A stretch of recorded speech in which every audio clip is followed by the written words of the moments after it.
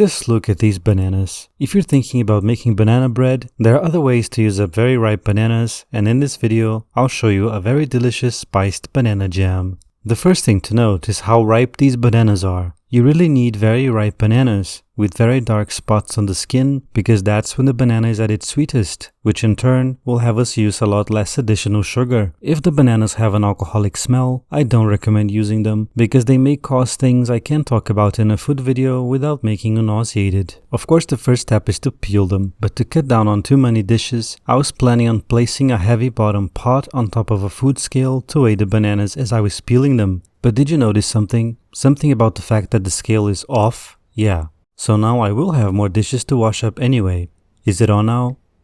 I think it's on now. I'm doing this to find out how much I'm working with because that will determine how much sugar I need to add.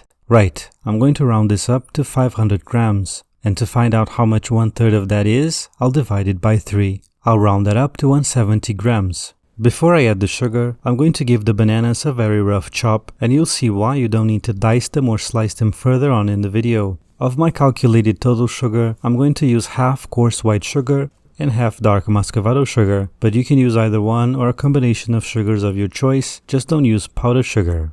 A crucial ingredient is salt, of course. It looks like a lot, but it's not. I'm also adding 2 cinnamon sticks and some whole cloves. Let me count them because they have to be removed at the end. You can also use ground cinnamon and cloves in here. Our dear friend the nutmeg has to be included as well. And now for some lime or lemon juice. I squeeze it on top of a strainer to prevent seeds or pulp from going in.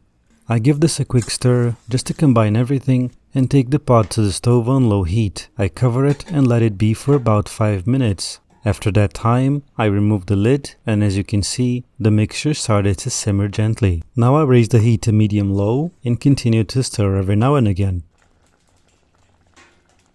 A few minutes later, with the bananas softened, I take a potato masher, which is a great tool for many things except mashing potatoes, and crush the bananas into submission. As you can see, there was no reason to finely chop them because bananas just sort of melt on their own. You can also do this with a wooden spoon, of course. How much you crush your bananas depends on your taste. I like a few chunks left. I continue to stir for a few more minutes, but this is a very quick jam to make, taking about 15 minutes total, depending on a few factors. The jam will be ready when you run your spoon through it and the separation comes back slowly. Now you can add some vanilla or rum extract if you want, then stir it in and turn the heat off.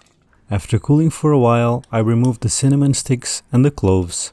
I'm placing the jam in the jars at room temperature because as far as I can tell from my research, banana jam is not suitable for water bath canning due to its density. So this jam will go straight to the fridge and that's what I recommend that you do also. With a paper towel and some white vinegar, I'm wiping the rims to get rid of the mess I made. Now they get their little hats on and into the fridge.